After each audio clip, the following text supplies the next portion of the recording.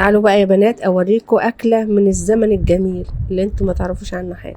لو عندي حبايتين باميه كبار كده زي ما انتوا شايفين، طماطمايه هقشرها، حبه عدس صغيرين خالص، بصلايه اقشرها، اخرط دول كلهم مع بعض. اقوم انا جايه حاطه عليهم حبه ميه، اسيبهم يستووا على البوتاجاز. بعد ما يستووا المنظر اللي انتوا شايفينه ده، هروح اضربهم في الخلاط. بعد ما اضربهم في الخلاط هتبقى بالمنظر ده. اروح بقى اعمل لهم التقليه اللي هي زي الملوخيه بالظبط، توم، كمون، كزبره، واقوم جايه طشها عليها كده بالمنظر اللي انتوا شايفينه ده بقى. وبعد كده بقى الاكله دي بقى عايزه ايه؟ باذنجان مقلي، فلفل مقلي، حبه عيش ناشفين. يا سلام بقى لو باتت دي يا بنات، جميله جميله.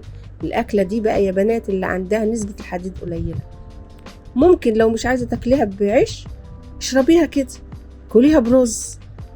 والله يا بنات احلى من اللحمه. دي بقى اكله الزمن الجميل، اسالوا عليها مامتكم.